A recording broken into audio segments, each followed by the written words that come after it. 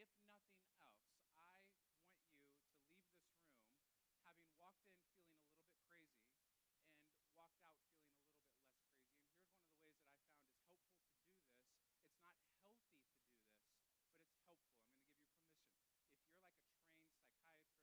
If you're like a trained psychiatrist or therapist, you're not going to like what I'm about to say, but it's still helpful, okay? This might be the goal for you, is you walked in here feeling a little crazy, a little ragged, a little strung out, and all that you need to do is identify someone else in the room that appears to be a little crazier, a little more ragged, and a little more strung out than you. You don't need to meet them. You don't need to interact with them. All you have to do is whisper to like your friend or your spouse, hey, did you see them? At least we're not that bad, right? And that can help make you feel a little bit less crazy because somebody else is worse off than you, okay? Not healthy, but can be helpful. All right, so here's what we're going to do. We're going to walk through a set of experiences, a set of emotions, a set of situations that at some point, all of us on some level are going to experience. Here's how I like to say it. Most of us have this kind of phone. It's an iPhone, and then there's the rest of you that have green texts who are annoying and group texts, right? But the rest, your green text people, oh man, crazy people. Everybody look at them and think, I'm just so glad we're not that bad, right? Here's how our phones work. We have these operating systems. We don't think about them often. Very rarely do I think about the operating system on my phone until I get a message which says, hey, while you're sleeping tonight, your operating system's going to update. And I go, okay, right? I don't think about it. I don't give much thought to it. I frankly don't care about it. What I do interact with on a daily basis are the unique apps on my phone. And all of us have different apps. Somebody tell me, what's like, if you wanted the world to know what the best app is right now out there, what would it be? Does anybody have a burning kind of, I want the world to know this is the coolest app? Anybody that's got one recently that's revolutionized their life? What is it?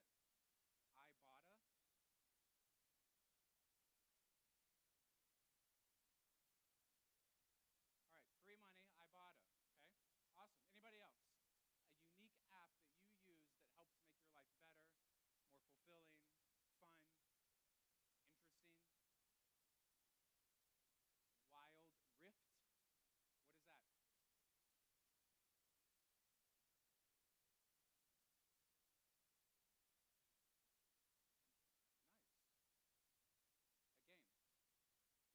Playing games.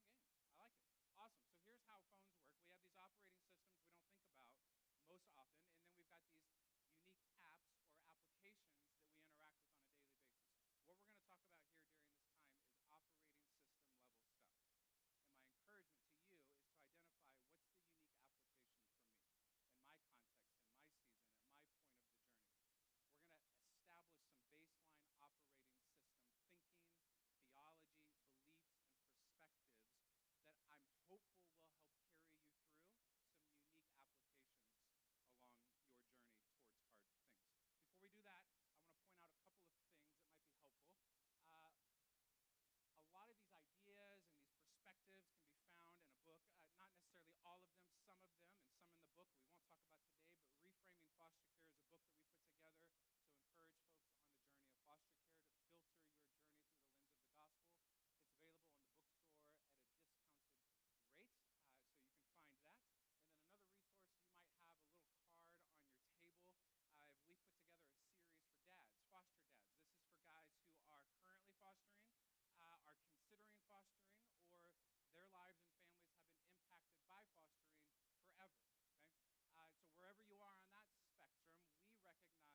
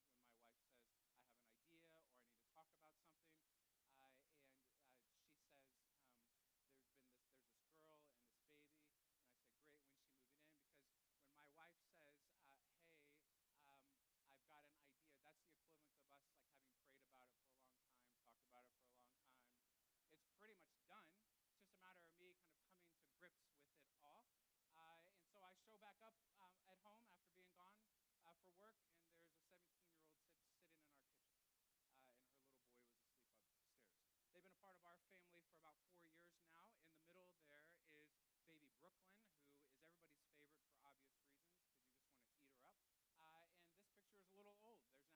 in the picture. Gianna is 21 years old, 3 little kiddos. And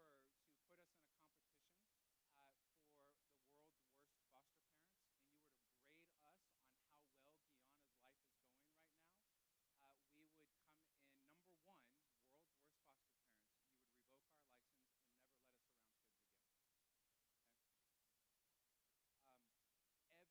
and you were to grade us on how well Guyana's life is going right now, we would come in number one, world's worst foster parents.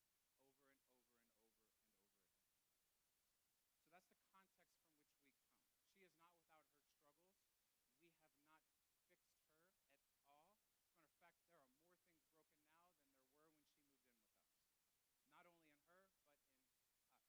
As a matter of fact, there are more things broken now than there were when she moved in with us. Not only in her, but in us. The only difference now, and our commitment to her, is this. Um, you will never, ever, ever struggle alone again. You are stuck with us forever. Now, I got to be honest with you because this is an honest room. When we tell her you are stuck with us forever, there are often moments where we step back and realize, you know what that means? It means that we're stuck with her forever. And I don't know if I really like that idea right now, right? Because life would just be a whole lot easier if we didn't do hard things. And yet here we are, immersed in this story which has now intertwined our families forever. Okay? You often hear it said that foster care is temporary, and I understand kind of the idea behind that. You're setting realistic expectations. The goal is for these kids to go home. But let me tell you, even if you have a kid in your home for one day, there's nothing temporary about that. Your stories are forever intertwined. The impact that you've made on them, even if it's for a day, cannot be measured on this side of eternity. There's nothing temporary about foster care. You are forever connected. We've had little girls come through our home and leave pretty quickly sometimes, and we still think about them often. They're still a part of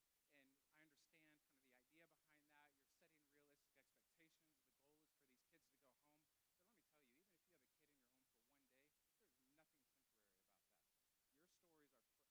There's nothing temporary about what we're doing. So we have engaged in this journey, and we are stuck with each other forever.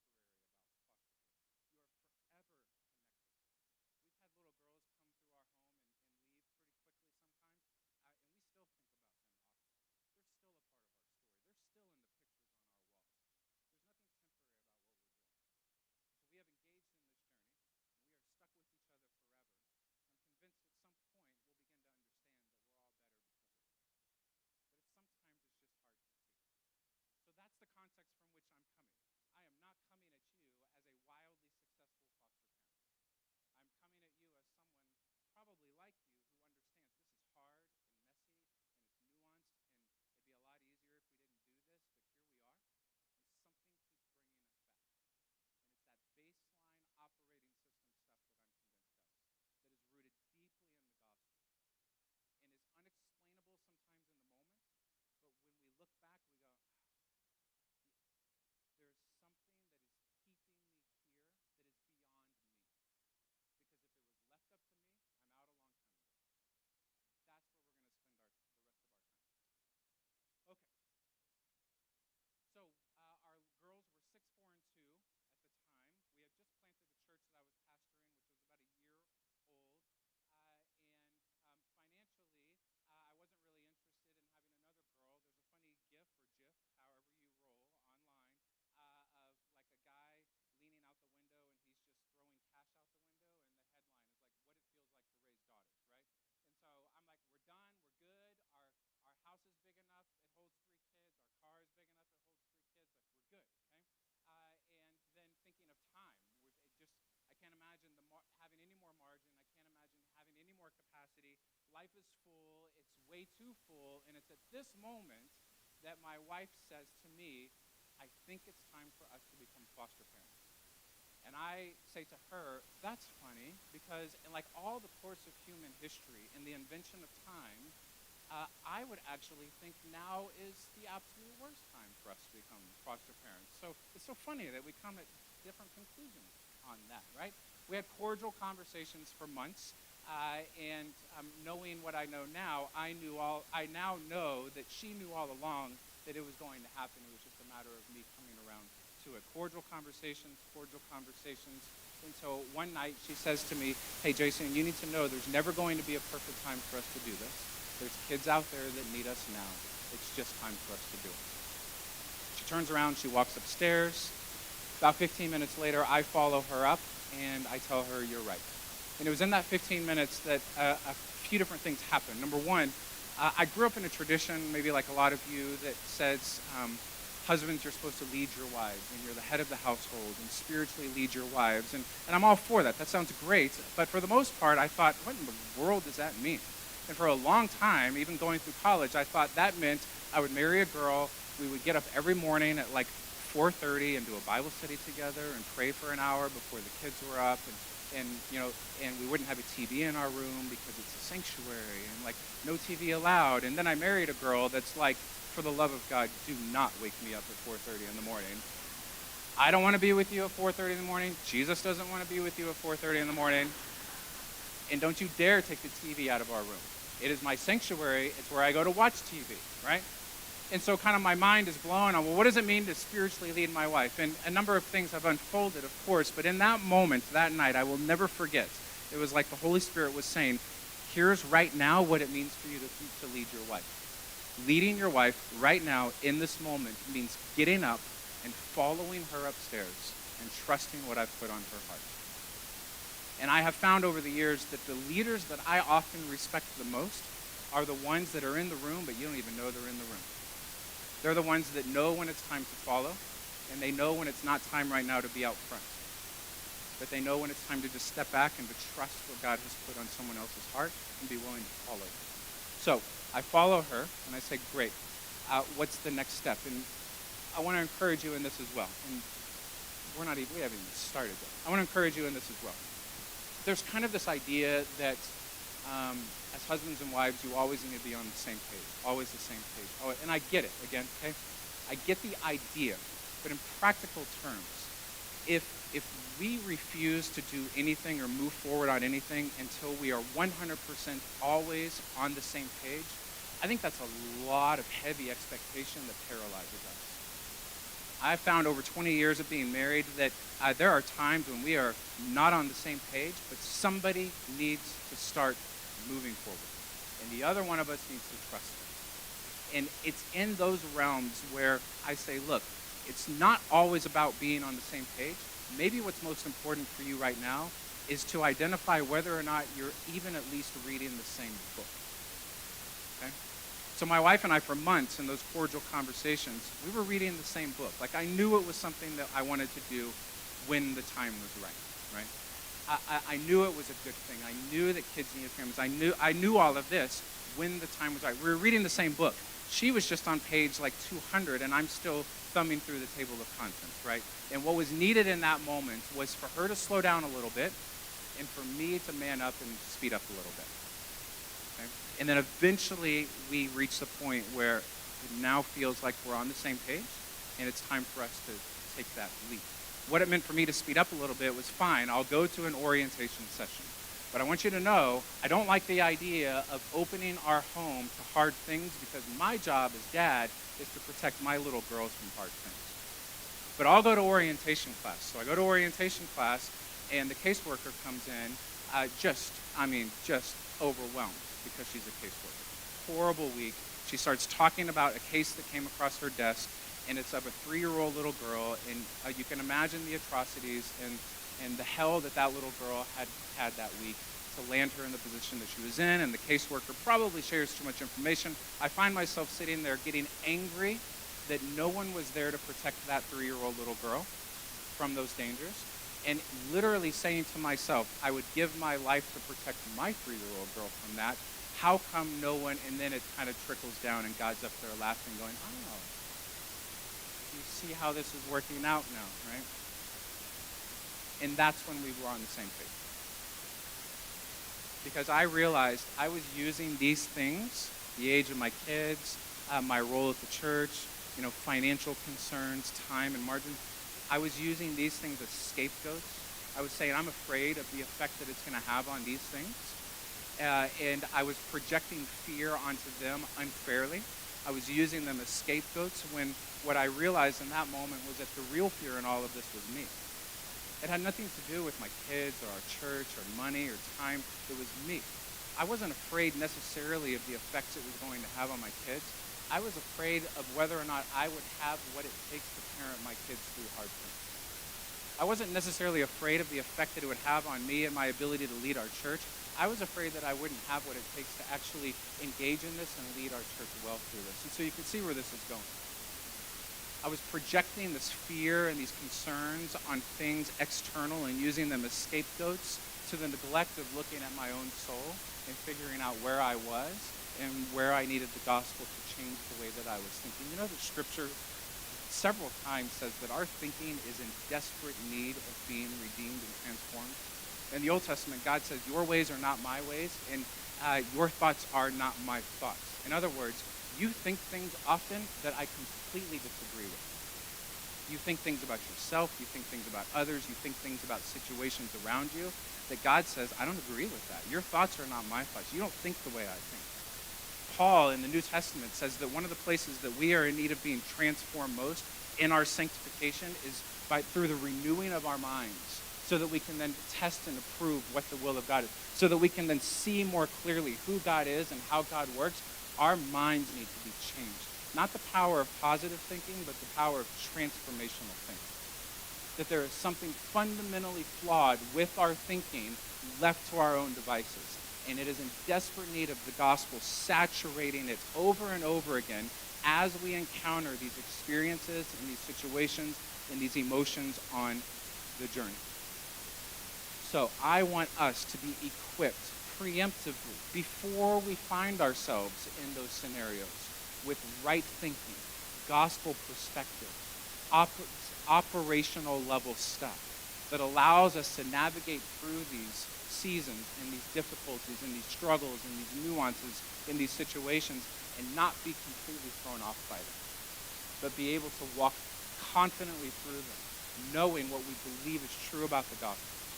And that in the end, the gospel doesn't promise that anything will be easy, but it does guarantee that all of it will be worth it. And that is our hope. So, let's dive in.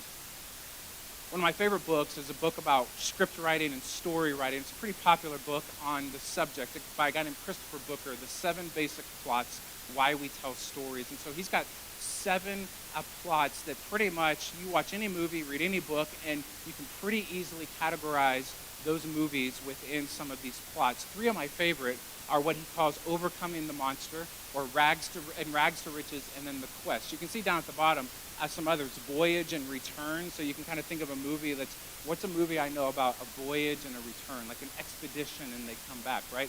Or a comedy, we all know comedies, tragedy, or a rebirth. A rebirth is a movie or a story about like a really, I shouldn't say this, like an a-hole of a boss who then by the end of the movie is super nice, right? Like that's a rebirth, a renewal, okay? 3 of my favorites though, Overcoming the Monster is an underdog. Okay, so you can think of movies like Rudy or Rocky or Jurassic Park, or the dinosaurs didn't defeat us. Rags to Riches, the idea from struggle to success. Cinderella, Annie, The Pursuit of Happiness, Will Smith, right? The Quest, it's a journey towards a goal. Star Wars, never seen them? I've never seen a second of them, I apologize. But apparently, Star Wars is a quest movie. Wizard of Oz, they're following the yellow brick road to get to something. Goonies, Indiana Jones, he's trying to get to something. That's a quest.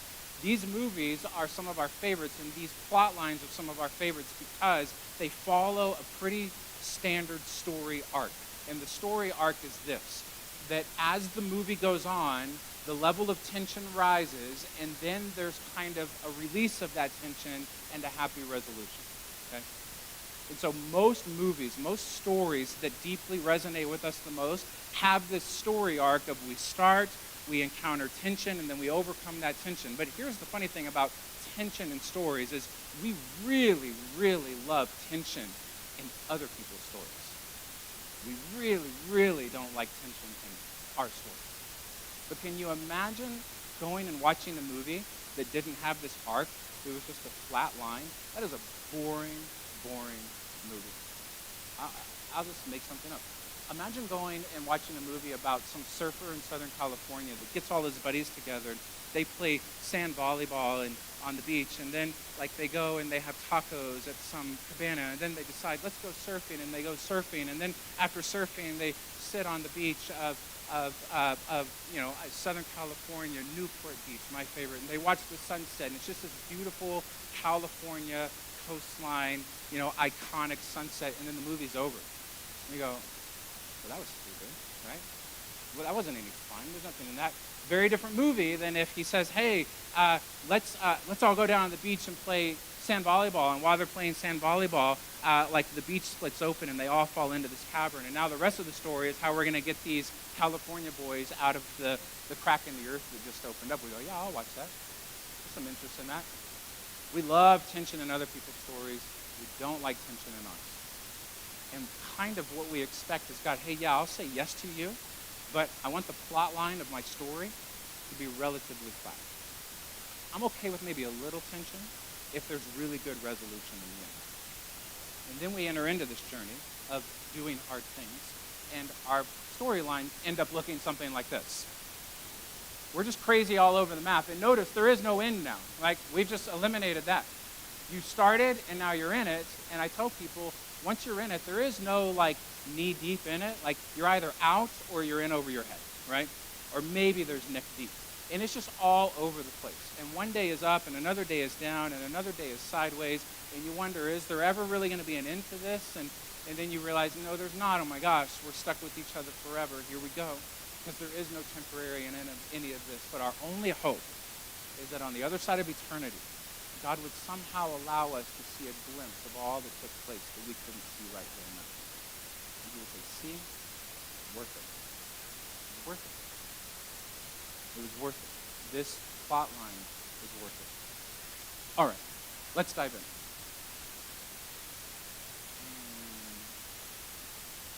There we go. My fear, and maybe your fear, and kind of our baseline fear, and the fear that we love watching in other people in tension-filled stories and movies, is this fear of do they have what it takes to get them out of the ditch? Do they have what it takes to get to the end of the yellow brick road? In my favorite movies, does he have what it takes to go back in time and help his dad, George McFly, toughen up and take down Biff and win the girl and change his future trajectory forever? Does he have what it takes? This is the tension that holds us in every good story, and it's a tension that we carry with us through our own plot line. Do I have what it takes? That's the question I want us to answer, and it's not a question that once we answer it, then it's resolved and we're never confronted by it again. I have found in our journey that this is a question that will continually haunt you, and if we don't have a good answer for it, then it will paralyze us, and it will destroy us. And I believe we've got a really, really good answer for this question. When things get hard, and we say, do I have what it takes to continue on? Scripture offers us some really beautiful answers to this question. There are some root fears that we project and we scapegoat onto other things that are not any less valid. These are real fears. There's some fruit fears, I should say, the fruit of what we say, and then there's the root of what we're actually feeling and wrestling with, okay? So I think this is important that we recognize, is this the fruit, or is this the actual root that needs to be dealt with? Let me give you a few examples. The fruit is, I'm afraid of getting too attached. I don't really necessarily think that that's the real fear. I think the real fear is, I'm afraid I don't have what it takes to grieve like that. Okay? So we hear people say, I can never do that, I'm afraid of getting too attached, and we've got some good answers to that, right? We could say to them, hey, that's awesome, that actually makes you the perfect foster parent. That's exactly what these kids need. That's so beautiful. We also have kind of the angsty answer, like, really, tell me what it feels like to be so self-centered and self-absorbed that you could fall asleep at night and care more about how you feel than these kids feel. Tell me about that. How's that go? That's what we kind of want to say, but I don't think that's the real issue at all. When you think about it, the fear of getting too attached, I'm convinced, has nothing to do with attachment and nothing to do with kids. Okay? These people aren't afraid of getting attached to kids. They actually love the idea of getting attached to kids. What they're afraid of is their ability or inability to grieve if they have to say bye. And so it's less about the kids out here and the attachment out here, and it's more about, do I have what it takes in here to do hard things and to breathe well through them? That's where the gospel speaks. Another example, I'm afraid of what it might cost. Well, are you scapegoating that fear onto external things when perhaps the real fear is, I don't have what it takes to sacrifice like that. I don't have what it takes to give up my comfort or my convenience or the picture of how I thought my life might be or how it might go. And now God has so rudely interrupted that by inviting me to be a part of this crazy plotline story. And I just don't know if I have what it takes to really sacrifice my ideal picture of life for that. I'm afraid of how it will affect my kids. Now, this isn't, we don't say, you're ridiculous for thinking about that. If you really love Jesus, you won't care how it'll affect your kids. Of course not. We say that's valid. I'd be more concerned if you weren't thinking about how it will affect those that are already in your home. But I'd also be more concerned if we allowed it to stay there and we didn't go to the root of that. Perhaps the root is, I'm afraid I don't have what it takes to parent through hard things like that. Because I've kind of been trained to think that my job as a parent is to protect my kids from anything that is hard or difficult or uncomfortable. When maybe my job as a parent is to find ways to allow my kids to see that there are hard and difficult and uncomfortable things, and that there is a hope in the gospel through Jesus that supersedes all of that. Maybe that's my job as a parent. Okay? Another example, I'm afraid that it might not go how I want, right? Well, really I'm afraid that I don't have what it takes to give up control like that. Notice we project fear often externally when the real fear is me inside.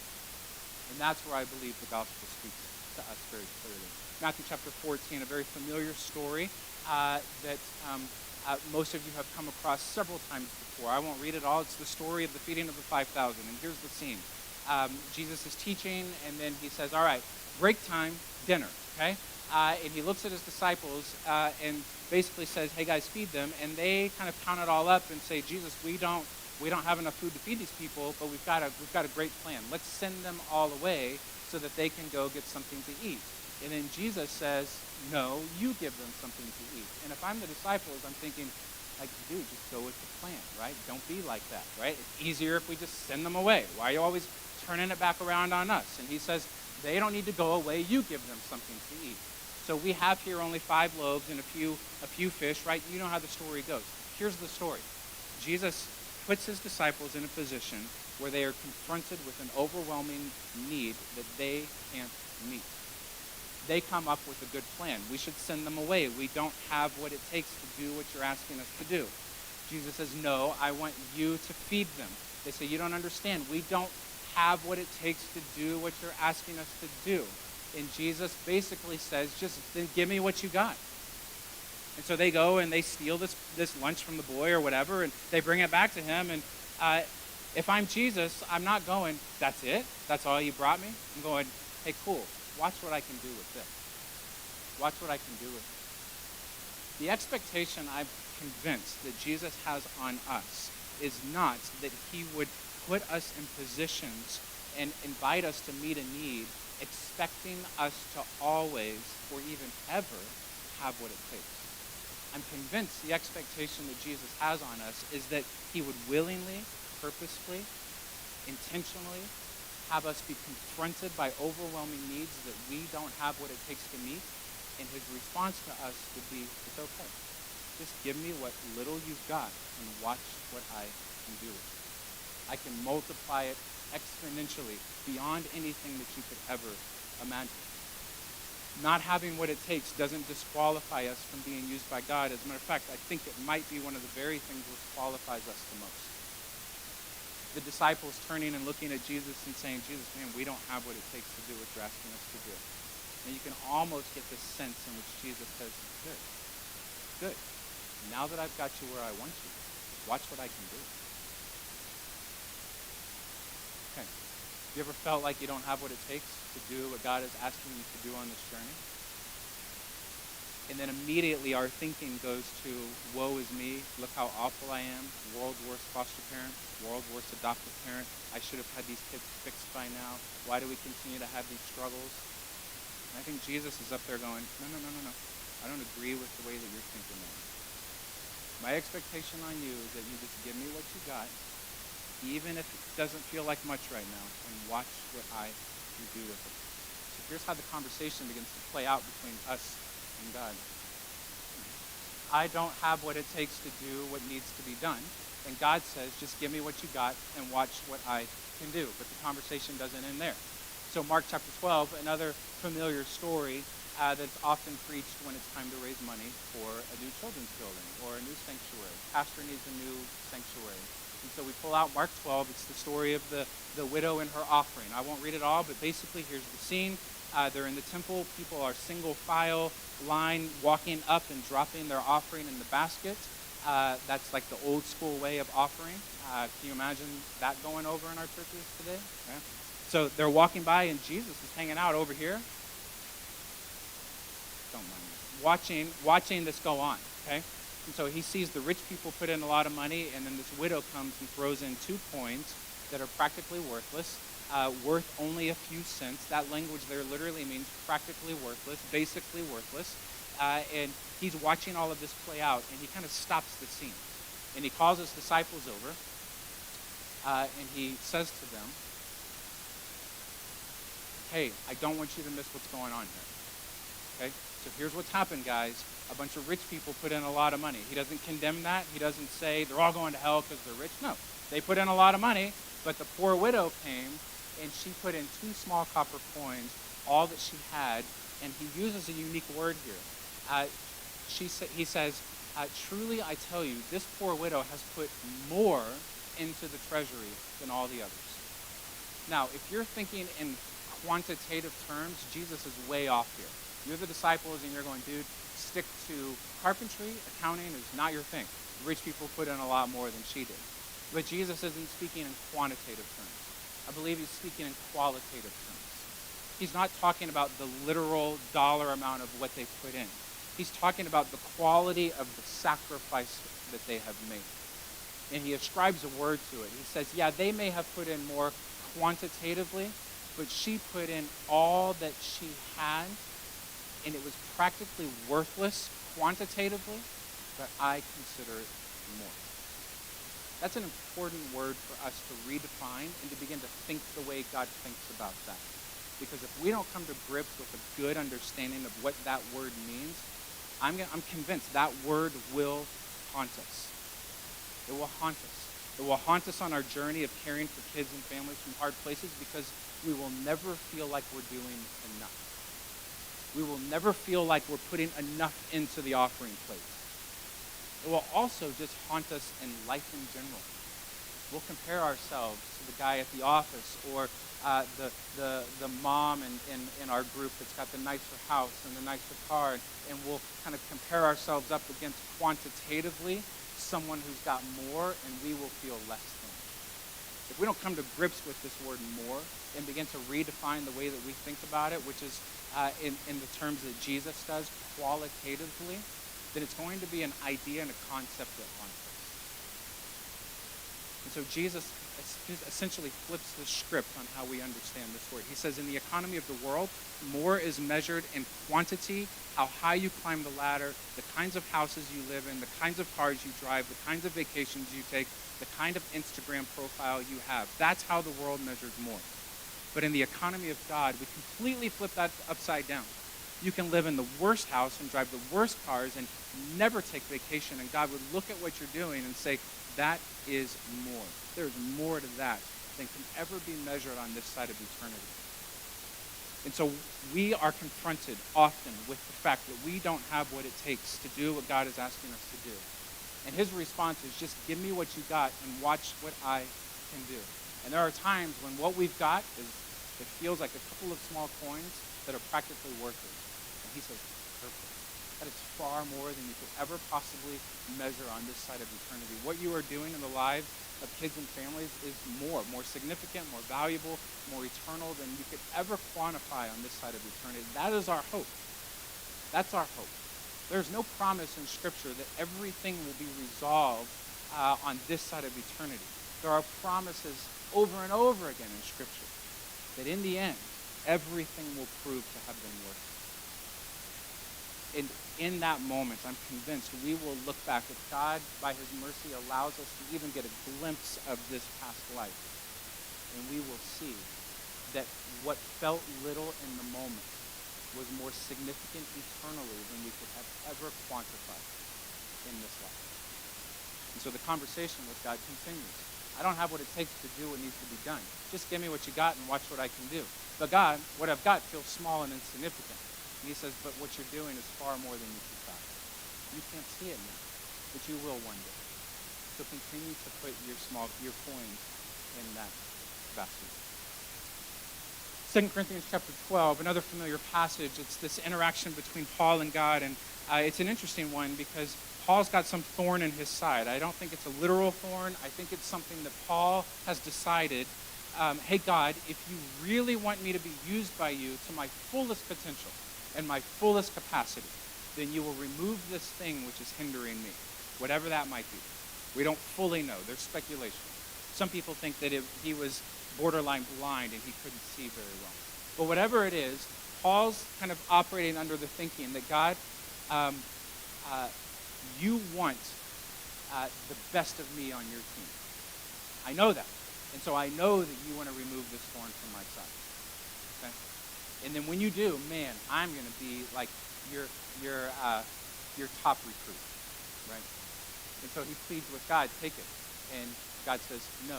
And then he pleads with God again, take it. And God says no. And then a third time he comes to God because if I'm Paul, I'm convinced too. God, clearly you would want this removed so that I can be fully used by you. I mean, it just makes sense. And then the third time, God's, and another note on that, by the way, I love that God answered his prayer the first time, didn't he? He just didn't answer his prayer the way he wanted his prayer to be answered, right? So daily conversations between my 9-year-old and I revolve around the iPad, okay? Anybody else with me? And I'm constantly changing the password because somehow this little, savant kid is figuring out the password. I'm not sure how. But daily we have conversations about the iPad. Daddy, can I have the iPad now? No, not right now, sweetie. Daddy, can I have the iPad now? No, not right now. And then, Daddy, can I have the iPad? And finally, I don't even answer anymore because I've already answered that question. And I don't want to continue to answer the same question over and over and over again.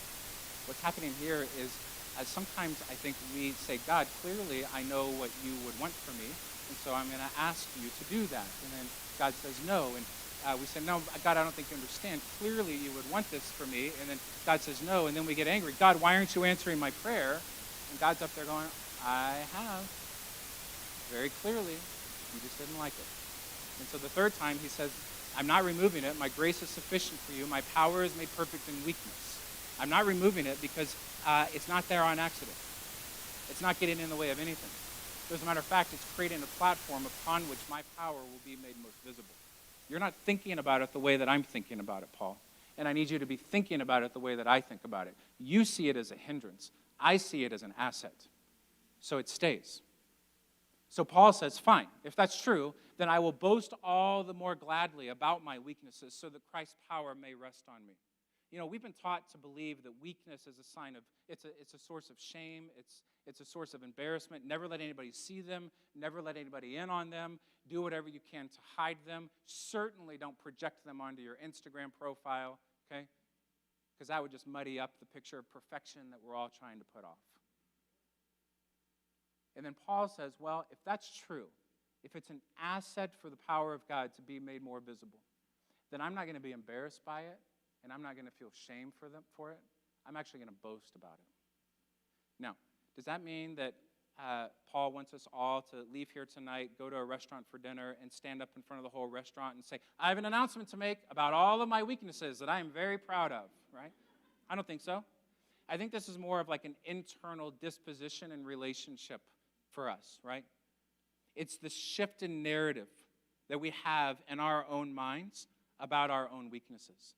Most of us have dysfunctional relationships with our weakness. And I think what Paul is saying is we need to have redeemed relationships with our weaknesses. That weaknesses aren't necessarily hindrances to God's capacity and ability to use us. They might actually be assets. Because God says, it's upon them that my power can be made most visible. Your weakness is no longer a source of shame. It has now become the platform upon which the power of God can be made more visible. Some of us, the goal for you maybe tonight is to do some deep level work on the dysfunctional relationship that you have with your weakness. And to say, God, this is a constant thing with me, and I've been fighting with you on this for a long, long time.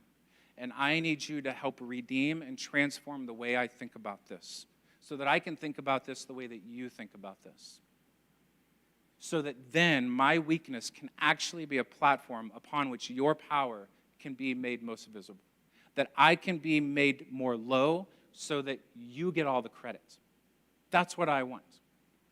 And God's going, if that's what you want, then I need you to change the way that you think about those areas in your life where you're weak. It doesn't mean that we make excuses for our weaknesses. Some of you are like, I'm so weak in this area, and the answer is like, it's like, well, yeah, that's your own fault, right? Like, get your act together in that area. But some of us have some deep-seated past issues that we feel like disqualify us from being used by God. They're stains on our souls. And God says, I need you to change the relationship that you have with that. Some of us might have very real, apparent weaknesses that are never going to go away. And God says, I need you to change the relationship that you have with that.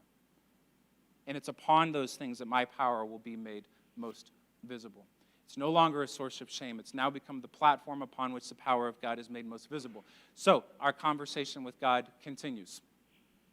What you are doing is more than you can fathom. And we say, but God, if you only knew how weak I feel at times. And I think God says, I actually do. I mean, funny, I do. I know how weak you feel at times. It's not a surprise to me. It doesn't catch me off guard. There's never a moment when I walk into a room where you are and I go, whoa, whoa, whoa, what's going on in here, right? Nothing ever surprises him. But God, if you only knew, well, I actually do, and that's actually the place in your life that I want my power to be put on display the most. So the conversation continues. Around every Father's Day, some of my favorite videos start popping up online, and they're of dads, like being super cool rescue dads, and they're like, there's one where the dad looks like he's sleeping on the couch, and there's a little baby sitting behind him, and the baby starts falling off head first the couch, and somehow the dad, still with eyes closed, reaches his hand out and catches baby's head, right? Superhero dad. This is my favorite by far, and I'll explain why in a moment. Let's see if we can make it work. John, don't hit him towards the point. Or Stella.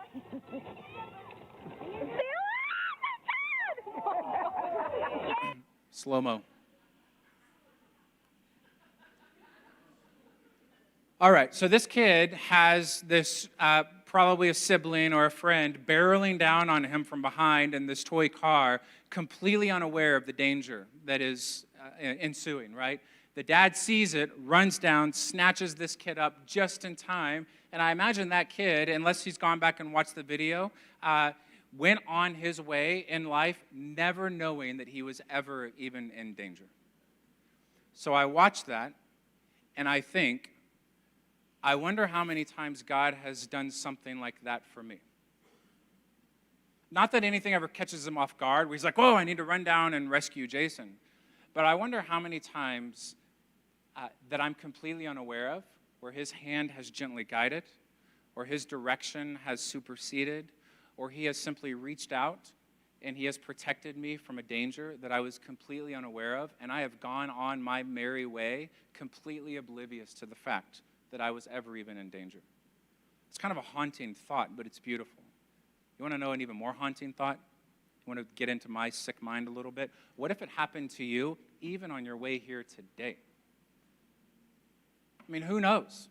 I mean, I don't want to get all like super prophetic spiritual, but is it possible that some delay that you encountered was not on accident? Is that it prevented you from crossing an intersection at the exact wrong time? Who knows? Or maybe for some of you, it's more like I didn't get the job that I thought I really, really, really, really wanted, and it was a shoo-in for sure. There's no reason why I wouldn't. And then I ended up getting another job that I love. And I can look back and go, maybe God was protecting me from being somewhere I didn't need to be. And I didn't see it in the moment, but I can look back and I can see it now. I think that's just what a good dad does. Most of us who are parents in this room have saved our kids' lives on multiple occasions. Most of those times they're completely unaware of, and we kind of resent them for it a little bit. Like if you only knew how many times I wiped your butt and saved your life, right? And you talk to me like that? But why? That's just what a good parent does. And I'm convinced that God is just a good dad. And we can't see everything. And we can't know everything. Imagine this. Imagine if even for a moment, just for a day, let's say we wake up tomorrow, and suddenly we can see everything that God sees. I don't think we'd make it till lunch. I think there is far more that we can't see, that if God were to allow us to see, we couldn't handle it. It's too dark. It's too heavy. It's too broken. It's too sinful. It's too evil. A good dad protects his kids from seeing things that they're not ready to see. That's his mercy. It's the mercy of God that he doesn't allow us to see everything that he sees. So, then you read verses like this, that in this context begin to make a little more sense. 2 Corinthians chapter 4, we look not to things that are seen, but to things that are unseen. For the things that are seen are transient, but the things that are unseen are eternal. Another translation says, fix your eyes on things you cannot see. It makes absolutely no sense in our human thinking. But in the way that God thinks, it makes perfect sense. There are things that I am doing that you cannot see, and I want you to focus your attention there. I want you to trust that I am a good Father, that for every one thing you do see me doing, there are a million things behind the scenes that you cannot see me doing, and I want you to fix your attention there. Faith is confidence in what we hope for and assurance about what we do not see. Faith, the definition of faith, is that we can be absolutely sure about things that we don't see. Fix your eyes there. I'll just use our story as an example. The last 4 years of our family and our lives being engrafted with Kiana and her family, and we are now all one. We're in this thing together. There have been moments where we have seen bright spots. We've seen hope. We've seen incredible conversations and breakthrough and connections. And she calls us mom and dad. And like that, those things are there. But for every one of those things that we see, there's 100 really bad things that still exist. But I'm convinced there's a million other things that God is doing behind the scenes that we can't see. And he says, I want you to fix your attention there. Because if you fix your attention on only those things that you can see, then you're going to ride this emotional roller coaster that goes up and down that you will not survive on. It's unsustainable because one day you're going to see really beautiful things. And then the next day it's all going to hit the floor. And then the next day it's going to be beautiful. And then the next day it's going to be down again. And if that's where your attention is, it's unsustainable and it's exhausting. And yet there's this constant throughout all that chaos where God says, look, I want you to trust that there are so many things I'm doing behind the scenes that you can't see, and I want your attention and your focus and your resolve and your contentment and your hope and your ability to fall asleep at night, even after a really bad day, to be fixed there. That God is a good Father, that he is working through this even in ways that I cannot see. It's the mercy of God that he doesn't allow us to see everything that he can see. All the good would be too unbelievable, and all the bad would be too unbearable. Think back to Abraham and Sarah when God tells Sarah, hey, you're going to have a baby, and through that baby, you're, the generations and inheritance. And what's Sarah's response? She laughs at God. And then God tells Abraham, she laughed at me. And Sarah says, I didn't laugh at you. And God says, yes, you did, right? Like there's this really strange argument that happens. Why does Sarah laugh? Because Sarah's like, no, you don't understand. I'm way too old for that. I can't believe that you would do something that good, right? Don't you know who I am? Don't you know what my limitations are? I can't imagine that you would use somebody like me to produce something so good like that. I don't believe it. That's what it means for us to not believe. Like if God showed us all the good, we'd be like, man, I don't believe that. I can't make that kind of an impact. We just wouldn't believe it. And all the hard would be too unbearable. We would be crushed under the weight of all that God as our good dad carries for us every day. Just like your own kids would be crushed under the weight of knowing everything that you as parents know. Our 16-year-old just got her license yesterday and drove her car to school for the first time this morning. She now knows that there are things like gas and insurance and tires and oil changes, right? Did she need to know that when she was 3 or 4? No, because just as parents, we just take care of those things. Behind the scenes, you're completely oblivious to it. And then there comes a point when you begin to see some things that we have not allowed you to see or you didn't need to see before. Okay? It's just part of being a good parent. And I think that God in his mercy says, you just don't need to see everything, and I need you to trust me even in those things that you can't see. All right, so our conversation with him continues. I actually do. That's where my power is displayed most. And we say, but God, I'm frustrated. I can't see what you're doing sometimes. And he says, okay, I never said that you would. I just asked you to trust me, right? Have you ever been shaking your fist at God at times? God, I don't see you working. God, where are you? God, why haven't you shown up? I can't see you. And maybe he's up there going, it's okay. I'm totally fine with that. And we're like, but I'm not fine with that. He's like, but I'm fine with that. So I need you to be fine with that.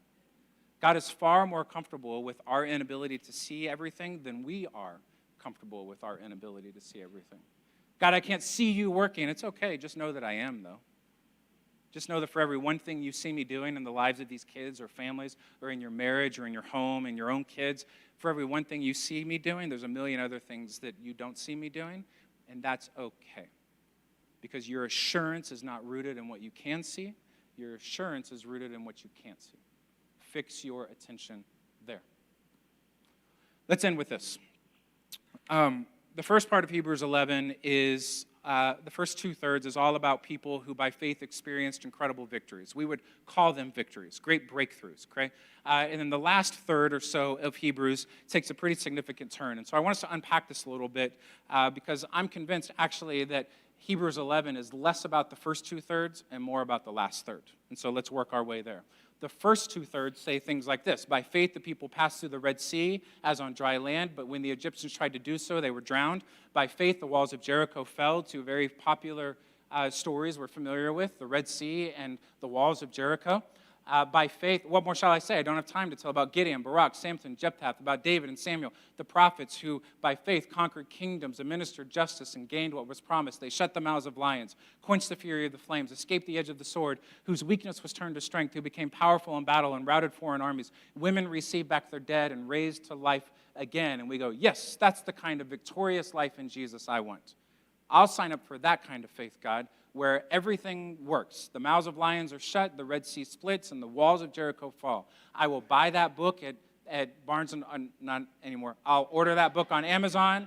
I will read that book about the victory that I can have in Jesus, because that's real faith, okay? And if I'm not experiencing victory, then it must mean that there's something wrong with my faith. That's the logical, kind of human way of thinking.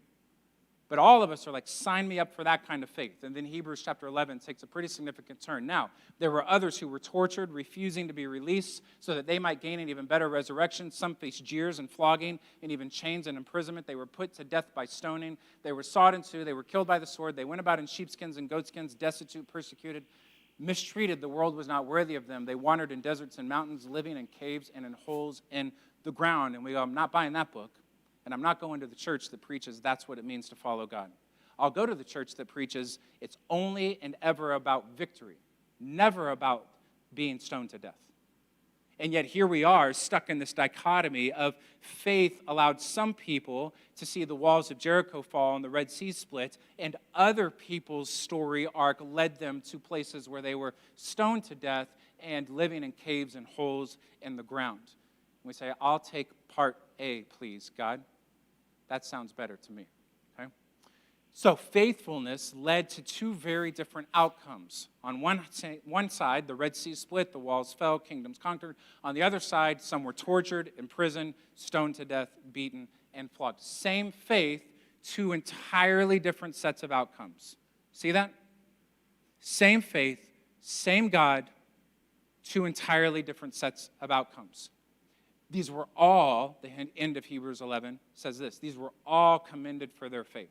In other words, all of them were faithful. It's not that category 1 that saw the Red Sea split was more faithful than category 2 that was stoned to death. All of them were driven by faith, and their faith was proven by their obedience. All of them were faithful. God is far more pleased by our willingness to be faithful along the journey than he is concerned about our ability to produce a certain set of outcomes. It doesn't mean that we don't fight hard. It doesn't mean that we don't work hard. It doesn't mean that we don't go to every TBRI class that we can possibly go to figure out what's going on in our kids' brains and how we can love them. It doesn't mean that we don't get educated. It doesn't mean that we don't go up to the school sometimes when we feel like teachers and people aren't understanding the unique dynamics of our kiddos that struggle. It doesn't mean that we don't advocate. It doesn't mean that we don't work. It does mean, though, that we put our heads down on the pillow at night when nothing has worked and everything has failed, trusting that God looks at us and says, "Well done, good and faithful servant." That his expectation on us is not that we would say yes to him and then produce some ideal sets of outcomes, and he goes, "Congratulations, good job." And while someone else is over here feeling like they're being stoned to death on this journey, and God looks at them and says, "You've done it all wrong." Nope. All of them were faithful. All of them were commended for their faith. I'm frustrated I can't see what you're doing sometimes. It's okay, I never said you would. I just asked that you would trust me. I'm just afraid I'm going to fail at this. And I'm convinced that God looks at us and says, "You succeeded the moment you first said yes to it. Your success was determined a long time ago when you said yes to what I called you to do. Everything else that unfolds is the mercy of God. Sometimes on this journey, it's going to feel like the Red Sea is splitting and the walls of Jericho are falling. And sometimes, oftentimes, it's going to feel like we're being stoned to death. And at all times, God says, "Well done, good and faithful servant." Period. Period. If our success was rooted in our ability to produce a certain set of outcomes, then again, we would win the award right now in this moment for world's worst foster parents. And I have no right to stand up here in front of you and pretend like we've got it all together. But it's not. Gianna is not without her struggles. She is right now living in a cave and a hole in the ground. The worst of the worst scenarios that we fought against have now played out to be true. And she'll stand up here and tell you that. And somehow God looks at this and says, "Well done, Jason. Well done, Emily. Well done, Macy and Presley and Darby. You said yes to what I called you to do. Your success was determined a long time ago on this." So let's end there, right? We have 10 minutes or so that we thought we could just use for questions or thoughts or whatever. Or we just leave and get to dinner earlier than everybody else, right?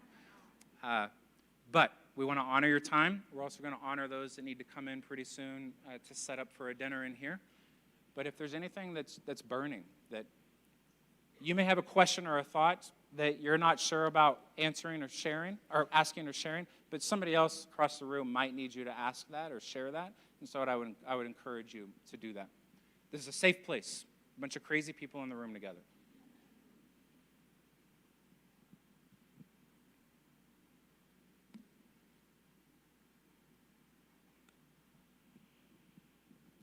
Oh, yeah.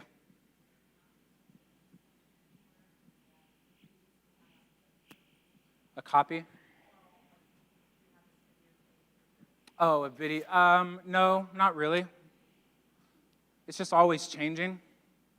And once you video it, it's like stuck, right? So no, not really.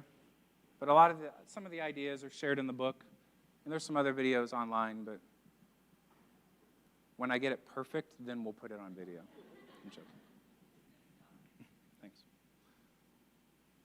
Any other questions or thoughts before we head out? Yeah.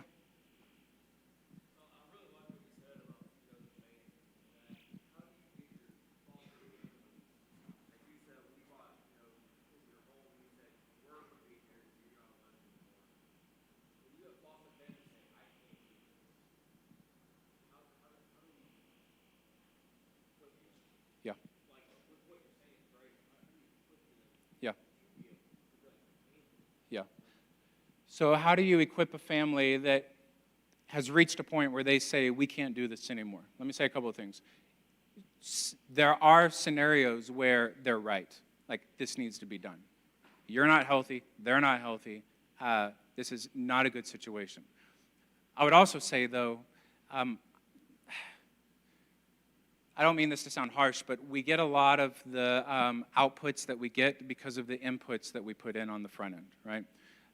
And so sometimes we spend a lot of time trying to fix the outputs. Like the average lifespan of a foster family is 12 months. After one placement, they're done. And we go, wow, we need to fix that output. Well, the solution to fix that output is probably not to focus on the output.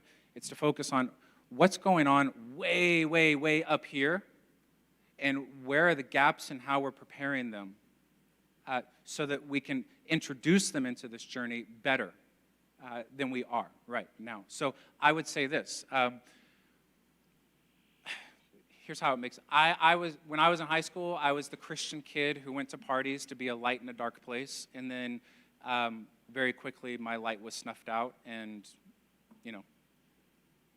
you would never know, right, that I was the Christian to be a light in a dark place, right? Because I wasn't prepared for that scenario. So I walked in, I could hold off for a little while. I'm the only one with nothing in my hand. Somebody comes and offers to have something in my hand. I go, yes, thank you, and I'm out, right? The light is out, right? I wasn't prepared to go into that situation. So the way I think about it is this. We want to preemptively prepare our people as much as we possibly can.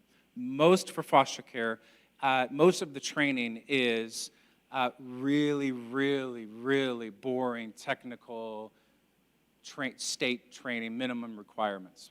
I think we need to layer way on top of that discipleship and gospel. Way, way, way early on. Set up right expectations and an operational system, an operating system, okay, that will help carry them through. I'm not saying it'll solve every problem, but I'm saying we're getting the results we're getting in a lot of cases because of some of the poor work that we're doing way upstream. Not only in preparing that family who's stepping into that journey, but preparing other people to be alongside that family. So one of the things that we've developed a resource where a lot of times the support side, we say, hey, once you become a foster family or an adoptive family, we got wraparound support ready and waiting to kick in for you, right? But they're ready and they're waiting. And here's the scenario often is we'll have families that say, we want to become a foster parent or we want to adopt. And we go, great. And we have other people who say, we want to support. And we say, great, awesome. Hey, we need you to wait several months while these families do all the paperwork and all the training. But just hold on. And then families who are doing this, once you get a kid into your home, man, we're going to love all over you. And I go, that seems weird, right? The whole thing seems weird. So to me, a family says, hey, we want to become a foster family. And we say, great. And another people say, we want to serve and support. We say, great. And that kicks in immediately, okay?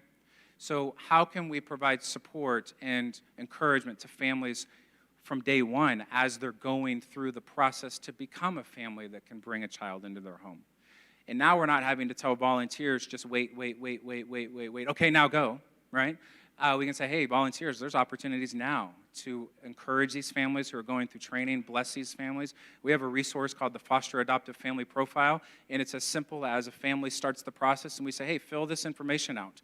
Your favorite restaurant. If you had a Saturday, where would you take your kids for a day of fun? Your favorite drink at Starbucks. Like, if you had a date night, where would you go? Like, birthdays of your kids. Like, now we've got all these data points on this family. Family starts orientation, starts going through foster training classes, and we're able to give these data points to volunteer wraparound folks and say, hey, start blessing these families now. You don't have to wait until they bring a kid into their home. So, hey, here's a gift card on us to take your kids to whatever on Saturday. Or, hey, not let us know when you want us to babysit so y'all can go on a date night, but let's look at our count, because they're not ever going to, okay? So let's train them on how to actually offer help. Hey, let us know if we can ever bring a meal. Not ever going to happen. Instead, hey, let's pull out our calendars right now. Y'all are going on a date in the next 2 weeks. Let's find a night right now, put it in the calendar. We're going to bring your kids' favorite food over. We're going to stay at the house because that's where they're most comfortable, and you guys are going out. Let's look at the calendar now and get it on there, okay? Let's start blessing and encouraging these families early, communicating to them, we see you now, not we're just waiting until you have arrived, and then we'll start to love you. So operating system level stuff early on for the families, and kicking in support early on, way upstream. I don't think it solves every problem, but I think it helps mitigate some. Any other last thoughts or questions, and then we'll head out.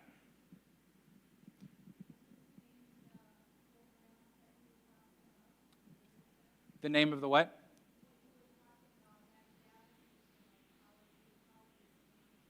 Oh, we have it's a resource that we have online at CAFO. So my email is johnson@cafo.org. Email me and say, send me the foster adoptive family profile, and I'll send it. I can't think of the link off the top of my head. And it's adaptable. You can put your own logo on it. You can change questions. It's just use it however you want, kind of thing.